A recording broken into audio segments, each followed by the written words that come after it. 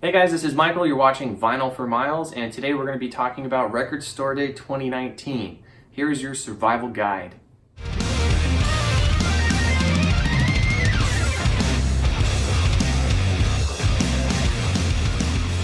Hey guys, this is your Record Store Day 2019 survival guide. It's my tips and tricks on how to beat the crowds, how to get what you want, and just pretty much overall how you should conduct yourself on Record Store Day 2019. I'm giving you all the facts that you need. For those of you who are new to collecting, new vinyl hobbyists, Record Store Day, the whole point of it is to get vinyl enthusiasts into the record store. You know, it's not easy having a record store, especially if you're strictly like cassettes, vinyls, and old school mediums, to make a whole bunch of money. So the whole reason Record Store Day exists is to create all these special edition copies and to print stuff that's never been on vinyl before and only have them available at these stores to get you in the door, buy it, make some revenue for these shops, and then there you go. So let's get into the rules, all right? So rule number one is get there early. There's very limited quantities of these records. So you gotta think about this. There's anywhere from 500 to 6,000 pressings for each one of these special releases, and there's a ton of record stores in the United States, or in the UK. There's a whole separate list, I think, for the UK, and some shared ones between the two. But get there early. So my record store opens up at 9 a.m. I try to get there by 7 or 7:30. Grab some coffee, get some donuts, bring some friends with you, wait in line. If there's nobody in line and you look like an idiot, who cares? Just go stand in line in front of the door. The reason why? Very limited quantities. You don't want to be that person who gets there 40 minutes after the store opens and the line's wrapping around the building and you don't get what you want. Now, keep in mind, if you don't get what you want and they're sold out of what you have, there's a whole bunch of stuff going on at those stores. They have half off usually for their used LPs. They run specials, buy one, get one free, something. They usually do something to get people in the door. All right, rule number one, get there early. Rule number two, set a budget. You don't want to walk into the record store and leave with your bank account drained. So set a budget, look at the list ahead of time, Record Store Day's website, you can look it up. Get an idea for what you want. They don't price or put the prices online. Usually it's anywhere from $15 to $40 for a single or double LP. Then the box sets go anywhere from $80 to $200. So set a budget before you go. Myself, I usually do $75 to $150 depending on what releases are coming out that year. This year there's a whole handful of amazing releases, and I'm doing a whole nother video for my top picks, but I'm gonna try to do $150 and just keep it there. My wife's right behind the camera, probably give me a look, but I'm gonna get her something too, so don't worry about it. All right, rule number three. I think I mentioned this, but this is rule number three.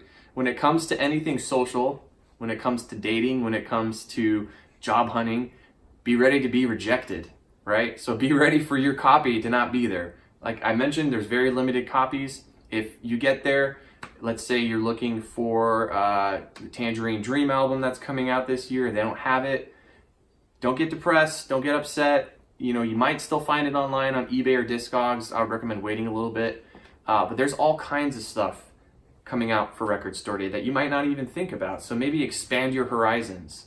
Try a new genre, try a new record that you think, oh, this is a cool variant, it's splatter, the album cover looks good, let's check it out. The whole point of this event is to generate money for these record stores. So if they don't have the one thing you want or the 5 things you want, still pick something up. Pick something up that might perk your interest, or take a look at their used LPs and see if there's some kind of deal going on, all right? So just be ready for them to not have what you want. Rule number 4, just have fun. Okay, I mean, it could be stressful. I don't know if you've gone to special events where you have to wait in line. I've gone to plenty of movie premieres. When they redid those Star Wars, I stood in line for 4 or 5 hours. It can get stressful, okay? So if you're, 2-3 hours early and you're standing in line, don't get stressed. Don't worry about all the people in front of you. You might get what you want, you might not, but just have fun. Socialize, talk to these people, talk about your favorite genres, what Record Store Day picks you got last year. Just have fun with it. Get some coffee, pass out donuts to all the people in line if you want, talk to the record store owners, just have a good time, okay? So that's rule number, I forgot what rule we're on, but have fun. All right, so here's the next, it's not even a rule, it's just advice. It's about value. So you might pick up a very limited copy of something and it might not go up in value. It's not guaranteed because you're going to Record Store Day and you're picking up one of these special edition records that they're gonna go up in value. So I have a few that just stayed steady. I have some that went down a little bit, and I have some that shot way up. So look at how many copies are coming out. If it's 300 pressings, I guarantee you it's probably going to go up. If it's 6,000 pressings, it's probably going to stay the same or go down. So just keep that in mind. Don't make your picks based off of value. All right, so that's that one. My last tip, I mentioned this already, but if your record is sold out, try another store. If that store is sold out, depending on where you live, you might not have another record store, but if there's more than one record store in your town, just bounce around, see if they have it. Go in the afternoon, see when things die down a little bit. If they don't have it, don't worry, you'll be able to find it. You can find it on Discogs.com or eBay.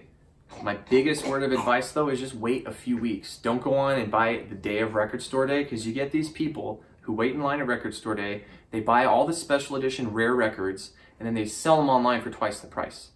Those people are jerks, okay? And they're gonna try to take advantage of you. If you just chill out, you wait it out, you're gonna find some people who are gonna sell that copy for not a crazy price. They're gonna, maybe they don't like the pressing, or maybe they already have it and they decide, you know, I'm gonna let it go. Just wait a few days. I mean, if you wanna look on record store day and see if you can find your copy, go ahead, but don't fall into the scam of paying twice the price, okay? So here's what I have of my favorite picks from the past. Starting with this is one of my all-time favorite records. This is Coheed and Cambria, Good Apollo. I'm not going to say the full title because it takes forever. This, I think, was only available once on vinyl, and then for record store day, I think it was 2016 or 2017, they printed this, and it's like a dual record. Each record's a different color. It's like a splatter or a swirl. There's very limited quantities of these. The shop that I went to only had 2 copies.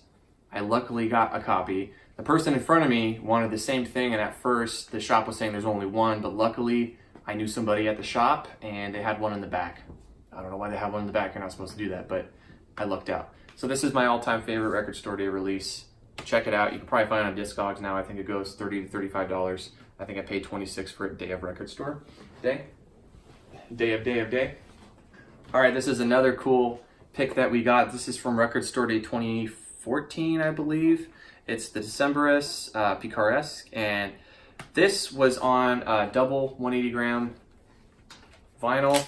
It came with this awesome packaging. There's even a book attached here. Super, super cool. And it came with a bunch of postcards, all kinds of limited edition stuff.